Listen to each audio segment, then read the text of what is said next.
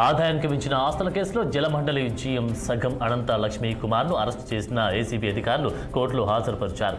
న్యాయస్థానం 14 రోజుల remand విధించడంతో Lakshmi కుమార్ను ACB అధికారులు చెంచల్గూడ జైలుకు తరలించారు.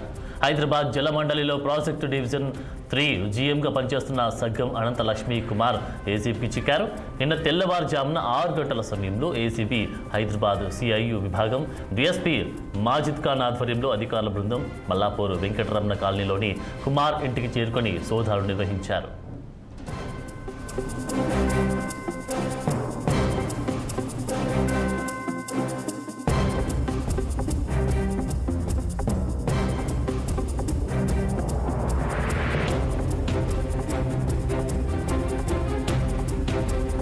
జిల్లాలోని కుమార్ బంధువులు స్నేహితులకు చెందిన 8 ప్రాంతాల్లో ఏకకాలంగా తనిఖీలు చేశారు. ఈ క్రమంలో అతడి ఇంట్లో 500 నోట్లు భారీగా కనుగొనడంతో లెక్కింపు యంత్రాన్ని తీసుకురావాల్సి వచ్చింది. రిజిస్ట్రేషన్ విలువ ప్రకారం మొత్తం ఆస్తుల విలువ 5.88 కోట్లుగా గుర్తించారు. బహిరంగ మార్కెట్లో వీటి విలువ 100 కోట్లకు పైగే ఉంటుందని అంచనా వేస్తున్నారు.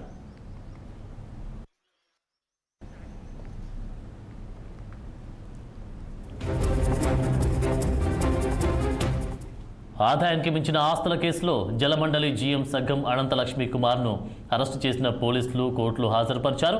న్యాయస్థానం 14 రోజుల రిమాండ్ విధించడంతో లక్ష్మీ కుమార్ను ఏసీబీ అధికారులు చెంచల్గూడ జైలుకు తరలించినట్టు తెలుస్తూ ఉంది. ఇదే అంశానికి సంబంధించి పూర్తి డీటెయిల్స్ మా క్రైమ్ బ్యూరో చీఫ్ రఘు తాజా అప్డేట్స్ అందిస్తారు. రఘు,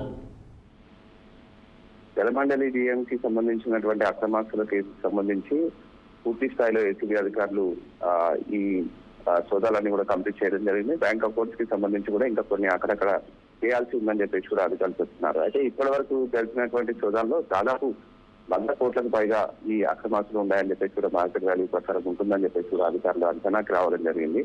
అయితే దీంట్లో సంగారెడ్డి అదేవిధంగా మిగతా నగర శివారు ప్రాంతాలలో కూడా కొన్ని ల్యాండ్స్, అదేవిధంగా హైదరాబాద్ లో ఉన్నటువంటి గేటెడ్ కమ్యూనిటీలో కొన్ని ఫ్లాట్స్, ఓపెన్ ఫ్లాట్స్ కూడా ఉన్నాయని చెప్పేసి కూడా అధికారులు గుర్తించడం జరిగింది. అదే కాకుండా బంగారము, వెండి, పెద్ద ఎత్తున కోట్ల రూపాయలకు సంబంధించినటువంటి నోట్ల కట్టలన్నీ కూడా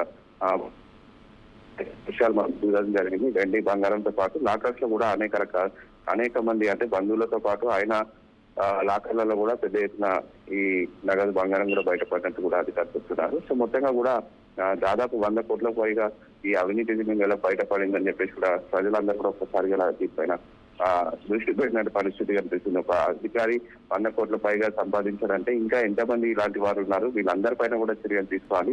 ఏసీబీ అధికారులు ప్రత్యేకంగా అవినీతి అధికారుల పట్ల ఈ విధంగా వ్యవహరించినట్లయితే అవినీతి అనేది తగ్గుతుంది అని చెప్పేసి కూడా ప్రజలు, అదేవిధంగా బాధితులు ఎవరైతే ఉన్నారో వాళ్ళందరూ కూడా చెప్తున్నటువంటి పరిస్థితిని మనం ఇక్కడ చూస్తున్నాం. ప్రస్తుతం అయితే కుమార్ కి సంబంధించి బంధువులు, అదేవిధంగా ఇంకా కొంతమంది ఆయనకు సంబంధించిన బినామీలు కూడా ఉన్నారని చెప్పేసి కూడా తెలుస్తుంది. వాళ్ళకి సంబంధించినటువంటి డేటా అంతా కూడా ప్రస్తుతం అయితే ఏసీబీ అధికారులు సేకరిస్తున్నారు. ఇప్పటికే కుమార్ని అరెస్ట్ చేసి చర్యలు కూడా అందించడం జరిగింది.